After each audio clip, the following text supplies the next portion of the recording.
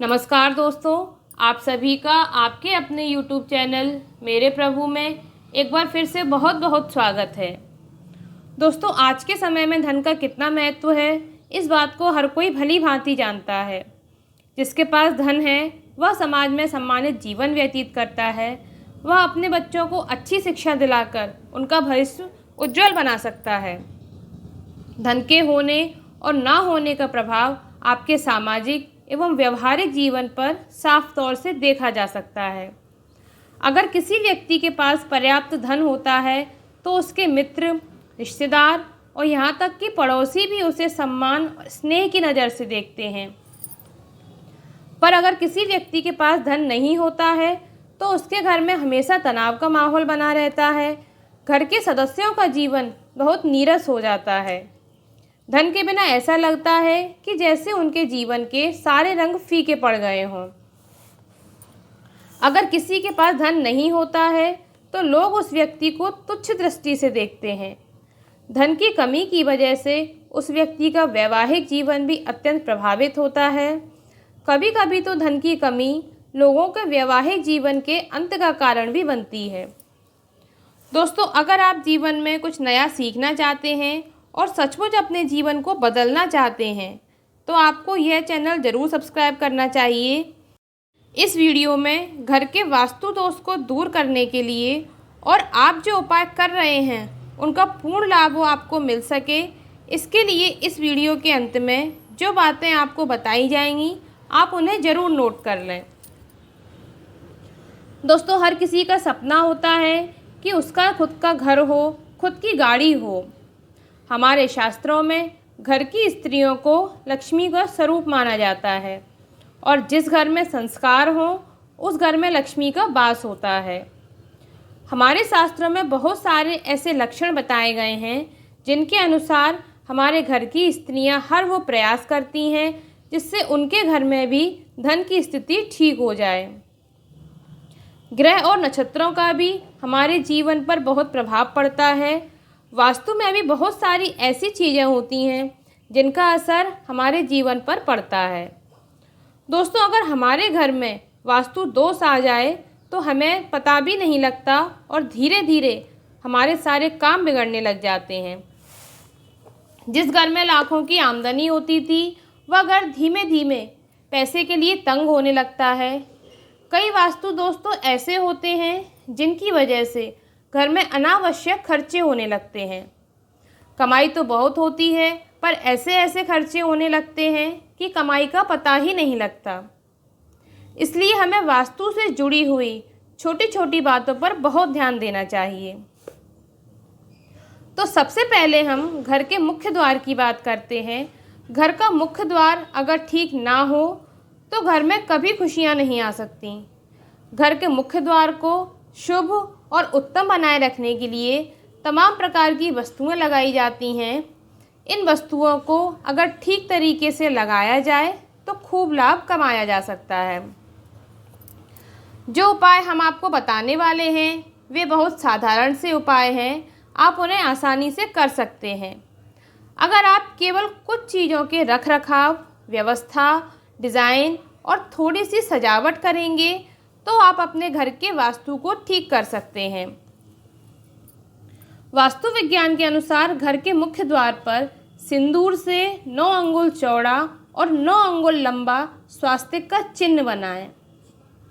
ऐसा करने से अगर कोई नकारात्मक ऊर्जा आपके घर की तरफ आती है तो वह आपके घर के अंदर प्रवेश नहीं कर पाती है और इससे घर का वास्तु दोष भी हट जाता है। अगर आप ऐसा हर मंगलवार करते हैं अर्थात पुराने स्वास्तिक को पोंछकर नया स्वास्तिक मंगलवार के दिन बनाते हैं तो आपके मंगल ग्रह से जुड़े दोष भी समाप्त हो जाते हैं। दोस्तों, अगर आप काले घोड़े की नाल मुख्य द्वार पर लगाते हैं तो भी नकारात्मक ऊर्जा से आपकी सुरक्षा होती है, पर ध्यान रहे काले घोड़े की नाल अपने आप गिरी हुई होनी चाहिए। घोड़े की नाल यू आकार की होती है। अगर आप चाहते हैं कि आपके घर में सकारात्मक ऊर्जा का प्रवेश हो तो प्रवेश द्वार पर आम, पीपल या अशोक के पत्तों की माला का तोरण बनाकर अवश्य लगाना चाहिए। पर ध्यान रहे, पत्ते सूख जाएं तो उन्हें तुरंत बदल देना चाहिए। इससे आपके घर में सकारात्मक ऊर्जा का प्रवाह बना रहता है और परिवार के लोग काफ़ी ऊर्जावान रहते हैं। अगर आप धन की समस्या से परेशान हैं, सारा दिन काम करने के बाद भी धन की उतनी व्यवस्था नहीं हो पा रही है जिससे परिवार के लोगों की ज़रूरतों को पूरा किया जा सके, तो घर के प्रवेश द्वार पर लक्ष्मी जी के पैर बनाना चाहिए। अगर आप पैर बनाना नहीं जानते हैं तो बने बनाए पैर भी लगा सकते हैं, लेकिन लक्ष्मी माँ के पैर ऐसे लगाना चाहिए जो घर के अंदर की तरफ आ रहे हों। ये पैर लाल या पीले रंग के होने चाहिए। मुख्य द्वार के नीचे देवी लक्ष्मी के पैर लगाने से न केवल वास्तु दोष दूर होता है, बल्कि अशुभ ग्रहों का प्रभाव भी कम हो जाता है और सभी देवी देवताओं की शुभ दृष्टि आपके घर पर सदैव बनी रहती है। दोस्तों, अगर आप चाहते हैं कि आपका घर हमेशा खिला रहे, अर्थात घर के प्रत्येक सदस्य के चेहरे पर मुस्कान बनी रहे, किसी के पास धन की कोई कमी ना रहे, तो घर के मुख्य दरवाजे को अन्य दरवाज़ों से बड़ा रखवाना चाहिए और दरवाज़ा कुछ इस तरह लगवाना चाहिए कि जब उसे खोला जाए तो वह क्लॉकवाइज अर्थात घड़ी की दिशा में खुलता हो। घर का मुख्य दरवाज़ा ज़मीन से ऊंचाई पर लगा होना चाहिए। इस दरवाजे के लिए जो सीढ़ियाँ बनाई जाएं, उनको विषम संख्या में होना चाहिए। दोस्तों, दिखने में ये बहुत सामान्य सी बातें हैं, लेकिन लगातार जब घर के सदस्य इस तरह के दरवाजे से अंदर बाहर आते जाते हैं तो घर के सदस्यों के अंदर सकारात्मक ऊर्जा बढ़ती है और घर में किसी तरह की नकारात्मक ऊर्जा प्रवेश नहीं कर पाती है, जिससे आपके घर में सुख समृद्धि का वास बना रहता है। दोस्तों, अगर आप भी उपाय तो बहुत कर चुके हैं, पर इन उपायों से आपका कोई काम नहीं बनता है, तो इसका कारण ये नहीं कि आपके उपाय करने में कोई कमी है या कोई उपाय खराब है, बल्कि इसका सबसे बड़ा कारण ये है कि इन उपायों को करने के बाद आप लगातार अपनी दिनचर्या में कुछ ऐसे काम करते हैं जिनसे कोई उपाय करने के बाद आपको ऐसा लगता है कि सचमुच इस उपाय से बहुत कुछ बदलने लगा है, पर थोड़े ही दिनों बाद वह चमत्कारिक उपाय भी निष्प्रभाव हो जाता है। तो दोस्तों, आपको अपनी दैनिक दिनचर्या में कुछ ऐसे परिवर्तन करने होंगे जिनको अपनाने के बाद 100% आपकी परेशानियों का अंत हो जाएगा और जो भी उपाय आप जिस किसी भी इच्छा के लिए करेंगे उसका प्रभाव भी तुरंत नज़र आने लगेगा और उस उपाय से आपको अपना जीवन बदलता हुआ भी दिखेगा।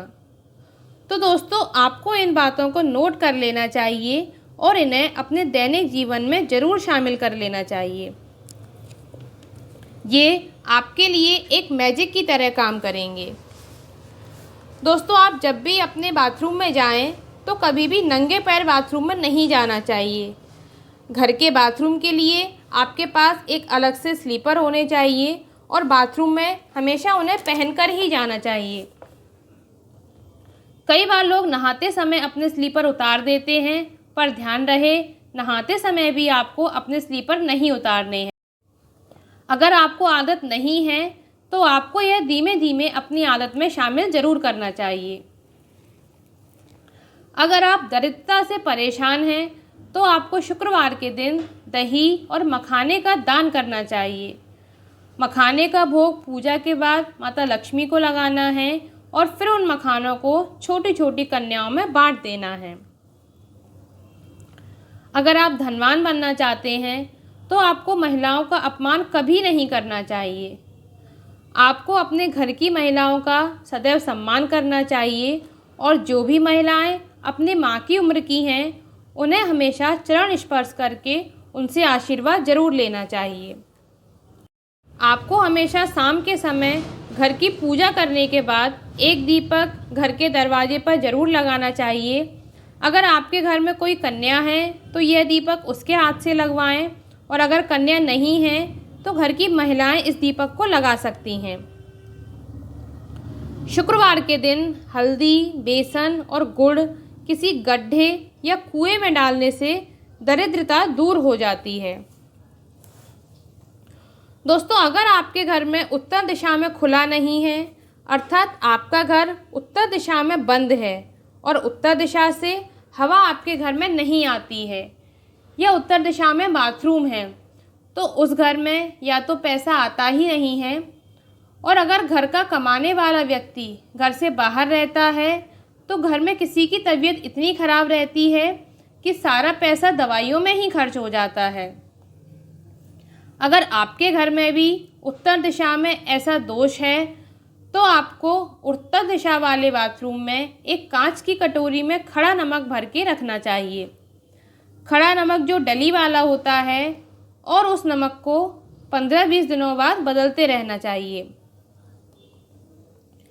दरिद्रता दूर करने के लिए आपको हमेशा रविवार और बृहस्पतिवार को गेहूं का दान जरूर करना चाहिए।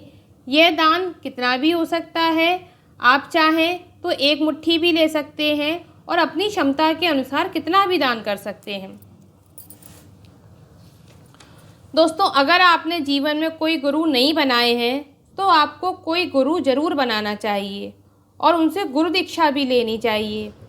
इसके बाद समय समय पर अपने गुरु का आशीर्वाद जरूर लेते रहना चाहिए। आप अगर समय समय पर अपने गुरु के पास जाएंगे तो उनका आशीर्वाद ही आपके न जाने कितने दोषों को दूर करने वाला होता है। और अगर आपके गुरु आपको कोई उपहार देते हैं तो आपको उसे संभाल कर रखना चाहिए। गुरु का दिया हुआ उपहार आपकी दरिद्रता को दूर करके घर में बरकत लाता है। दोस्तों, आप चाहे कितने भी परेशान हो, पर आप केवल इस वीडियो में बताई गई बातों का अनुसरण करके देखिए। मैं आपको पूर्ण यकीन दिलाती हूँ कि आपको आपके भाग्य का जरूर मिलकर रहेगा और आपका घर भी चहकने लगेगा। जय श्री राम।